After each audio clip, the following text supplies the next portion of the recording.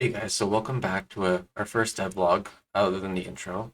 Today I wanted to sort of show you what I've been working on. I've been working on the city mostly, so I've added some extra clothing here for citizens, just side characters really, to make the city feel more alive. And yeah, so today we mostly focused on adding a bunch of functionality. I'm going to showcase them. So these are all the clothes laid out on the ground. And I kind of want to give these updates every 2 to 3 weeks. That hopefully is the goal, depending on how much I get done within that time frame. As long as I have something to show, I'll show it. So this is the guard armor, and it applies to both races. There's going to be, like I said, there's going to be more races, but the other races are going to have human-like bodies. So this is just basically the two different body types that I've been focusing on. Um, as we walk down here, we're going to take a look at the inn and the barber shop. The barber shop over here is just so your character can change his look every now and then.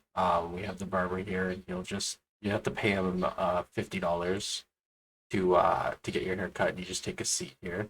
Now there's multiple chairs here because this game will be a multiplayer game, but also a single player game. So if you're playing multiplayer, more than one person can get their hair cut at the same time, and it basically just works like that. I still have to add multiplayer functionality to the chair so people can't sit in the same chair, for example, because it'll kind of break the immersion.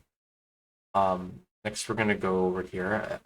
Pretty cool thing I added was NPC tasks. So this is our blacksmith here, and he has a set amount of tasks in his script here, telling him to do things. And if you want to use what he's using, he'll just move on to another task. So if we try to use the anvil, he'll move to the smelter. If we try to use the smelter, you'll move anywhere between any of those chairs or the anvil again, like just to get out of your way.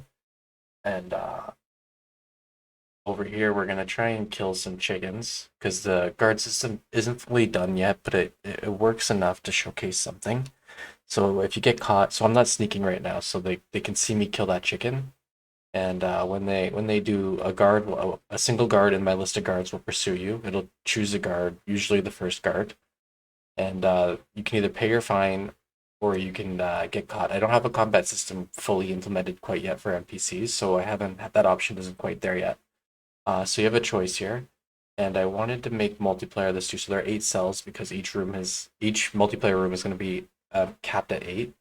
And basically, what I wanted to do was either you could break it yourself if you have the safety pins, or your friend can break you out, or you can bite the bullet and just lose some XP, just as a punishment.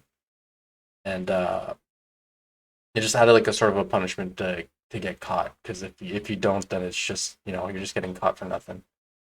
Um, so next we're gonna go into the inn here. I also have an 8 player inn system, so there's gonna be 8 rooms in here for each player to buy, and we just have a little bit of furniture here that I'm working on right now. I'm just trying to furnish up the buildings. We have a cooking system as well. We can only make a fruit plate right now, but I have it so you can easily add more recipes in there. Kind of a side thing. It's not really important quite yet. So right here, as you can see, so none of these rooms quite work. And I have a list built in the script. There's 4 on this floor and 4 on the second floor. So in the script, it creates a list of who owns which room, and it usually picks the first room that you can on the list that is not owned. So we're gonna buy a room, for example, and it's multiplayer. The multiplayer functionality still have a lot of testing, so I'm not gonna really showcase them, but I'm gonna show the idea of them. So that door is open, and that door you can't get into. That's gonna be somebody else's room if they're in the inn that time. And when you sleep, it just heals your health slowly. I'm not damaged right now, so we're fine. But that's all the bed is for. It's just to heal, because you don't slowly heal over time. And next, we're gonna show the making an iron sword. So basically, you need an iron ingot and iron ores, and you can turn it eventually into an iron sword. First, you need to mine the ores, and I have a cave set aside with these ores. I'm gonna have mining level so that you can only mine certain ores based on how skilled you are at mining. Fishing, I'm gonna add fishing, like just little side things. Um, just so like not level 1 characters can't make like godly weapons, for example. So we're gonna create the iron ingot, and then we're gonna go over to the anvil, and in the anvil you can create the iron sword with the ingots you got. So it all works. Just wanted to showcase that. So next we're gonna go take a look at the potion system I've started working on. So you can create your own potions. It's not gonna be very flary.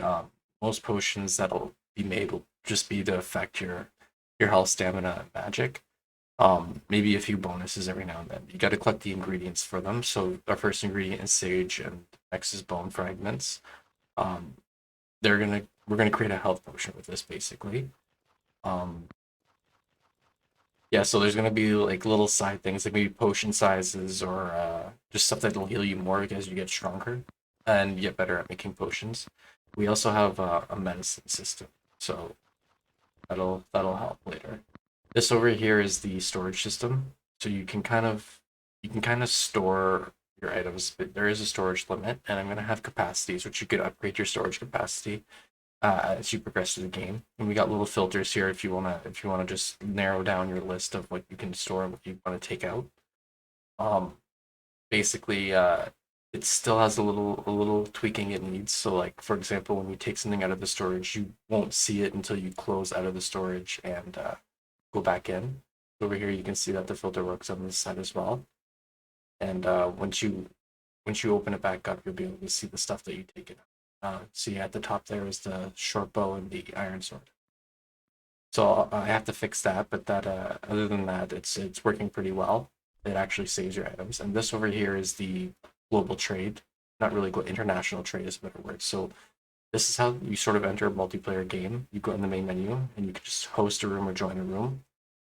You can make a room private, but all it does is it won't show up on the public list for other people to join. So if you just wanted to play with your friends, you'd have to know your name to join it.